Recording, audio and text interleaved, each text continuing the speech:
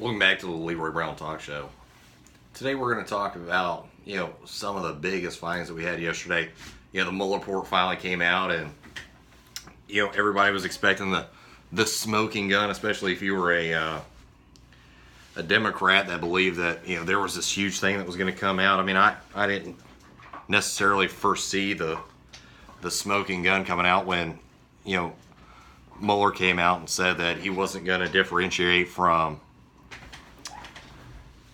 his testimony that he already gave from his report. I didn't think it was going to change, but yesterday, of the 235 House Democrats, more than 90 of them have endorsed launching an impeachment inquiry of President Trump, reportedly not including House Speaker Nancy Pelosi. Before the hearings, those who supported impeaching saw Mueller's testimony as the most likely way to ignite outrage and perhaps,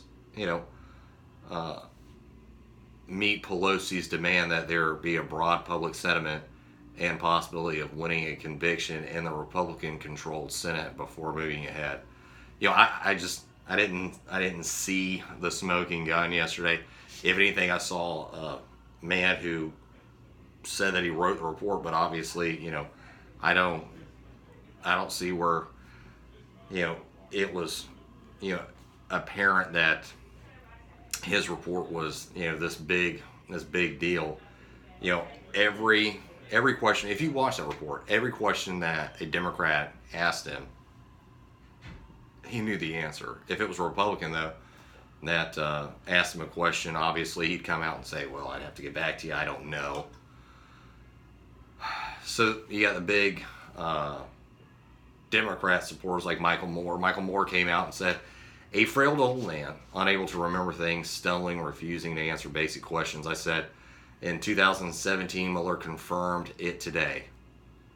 All you pundits and moderates and lame Dems who told the public to put their faith in this esteemed Robert Mueller, just STFU from now on.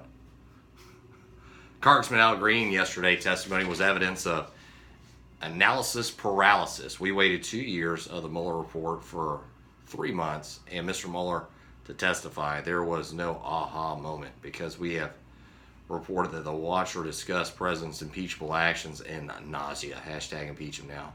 Trey Gowdy went on to say Thursday's meeting was a disaster that he would have asked, how is it not in your purview? And pushed the exoneration. I think Jim Jordan had the best day yesterday during that hearing. He said on how every Trump member who was investigated, to include Paul Manafort, Michael Flynn, Michael Cohen, were thrown in jail, yet Lisa Page, Peter Strzok, Joseph Mifsud weren't charged for lying to the FBI. In other news, South Korea fired 360 rounds at China and Russia planes who entered their airspace a day ago. Russia has gone on to say that they were conducting training operations. Things are still heating up. The other good thing that's going on this week is, so today's the first day of the initial training camp for the NFL. From news to sports, out of OTAs and mini camps and all the things that don't really matter much to the NFL fan base, today is the first day of training camp for the NFL. The Atlanta Falcons need to decide if Julio Jones will become the highest paid receiver at $25 million. Matt Ryan is currently the highest paid quarterback at $30 million and $100 million guarantee. I've never really understood how in the NFL you can have a quarterback, like a couple of years ago it was, I believe it was Joe Falco, was the highest paid quarterback. Yet he only had like one Super Bowl ring. Tom Brady's got 6 Super Bowl rings, and Matt Ryan, who's never won a Super Bowl, gets paid more than he does. It's never made sense to me. The Jacksonville Jaguars also start training camp today. The biggest question is, what is the offense going to look like with coordinator John DeFilippo and the new quarterback Nick Foles? Foles doesn't have the caliber of playmakers that he had in Philadelphia, especially at tight end. There should be more downfield shots. The Jaguars threw 103 passes and traveled more than 25 yards in the air over the past 3 seasons, which ranked 25th out of 32 in the NFL teams. But Foles consistently took deep shots during OTAs and minicamp. That might be counter to the kind of offense the executive vice president of football operations Tom Coughlin and head coach Doug Marrone won. But it can be a huge help for the running game. Jacksonville Jaguars, if they can finally get that quarterback position locked down, if they can finally, start moving their offense in a direction, I think they can be competable. Right now, I think Jacksonville probably has one of the best defenses out there. In regards to outside of, New England. And I'm not just saying that because I'm a New England fan.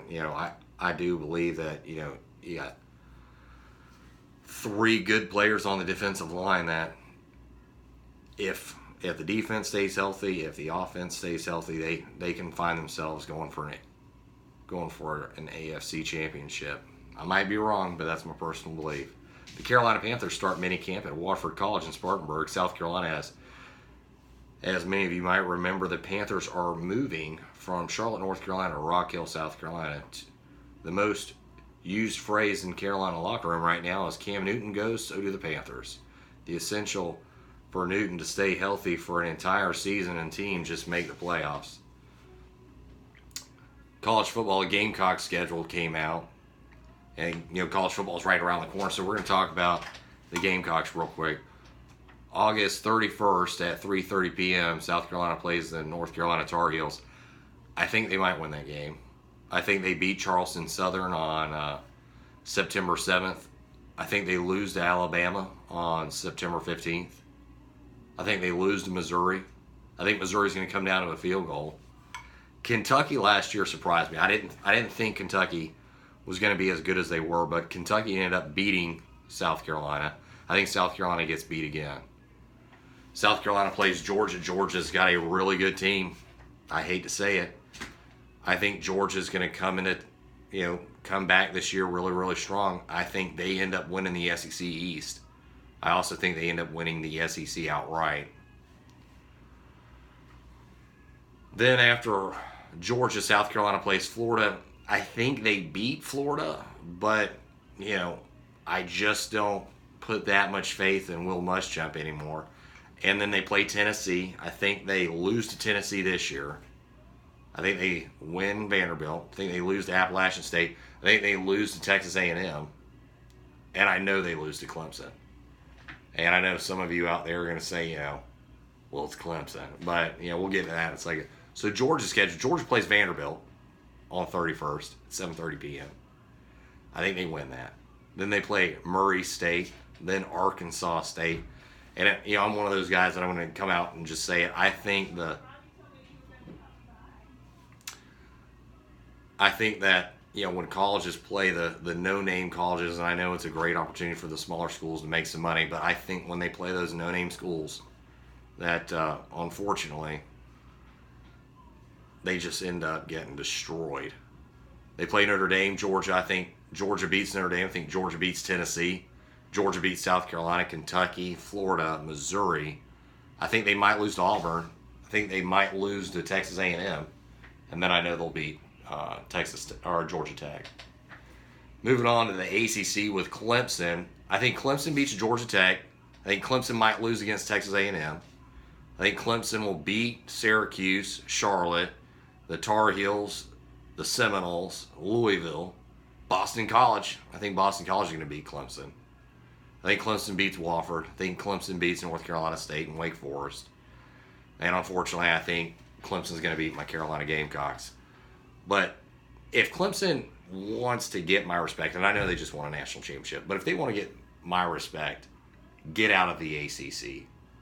Because for me, I think if you're in the ACC and you don't have a schedule or a team that necessarily is, this hands down great team, I think it's hard for you to stand on your podium and say, well, we just won the national championship. Well, you didn't have any injured players because you didn't play any tough caliber teams. So don't sit here and say that you're going to have a great team, or a tough schedule when the simple fact is you didn't play anybody last year and they still don't play anybody this year. So, if Clemson's going to get out on this high horse of, how they're this just great team, start playing actual teams. And I know that's going to, get some of those Clemson fans riled up by me saying that, but the reality still remains. last year I think they played what? Missouri or, Ole Miss. They always go for like the small SEC team.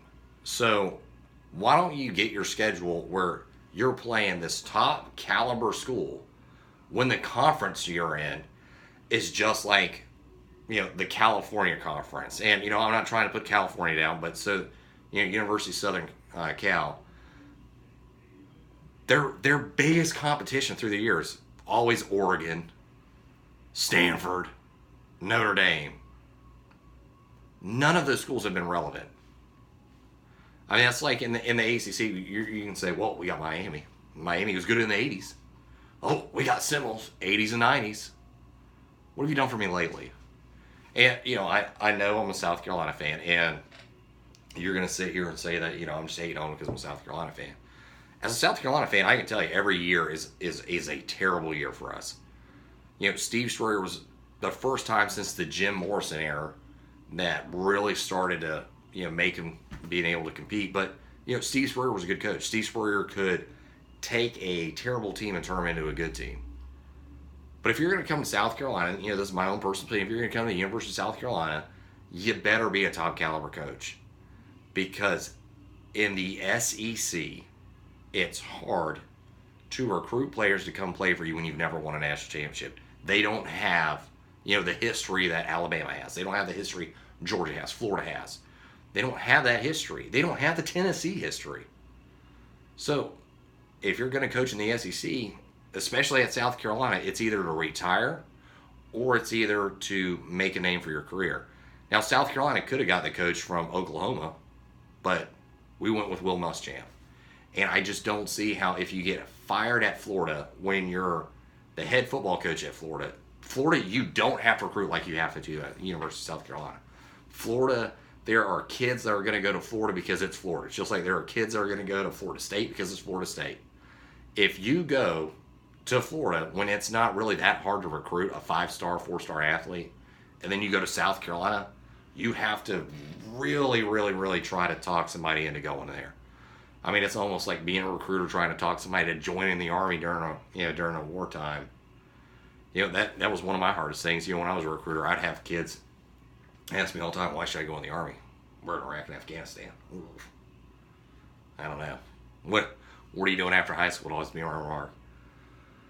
Well, I'm going to college. Ooh, that's another tough one. I don't know how to answer that one. Well, I can pay for your college. But I think it's going to be interesting to see what happens in the NFL this year. Just like I think it's going to be interesting to see what's going to happen with the SEC. I mean, the SEC this year, there's about 4 schools that have some of the hardest schedules in college football. I don't think it's going to be that great of a year for South Carolina. I think South Carolina, with their schedule, as a South Carolina fan, I'm going to sit here and just go, who are we playing this week? Oh, I don't know if I want to watch that. I might have to watch a Texas Longhorns game. Yeah, that's a tough story. So when I tell people, hey, I used to live in Texas, and I went from South Carolina to Georgia, Florida to Texas. Being a Gamecocks fan, nobody knows who the University of South Carolina is. I mean, now I'm sure they do with their coverage with the SEC network and being on ESPN through the years with Steve Spurrier. But before that, no one knew him. Sparky was their head coach, and I wear South Carolina t-shirts. People go, who's South Carolina?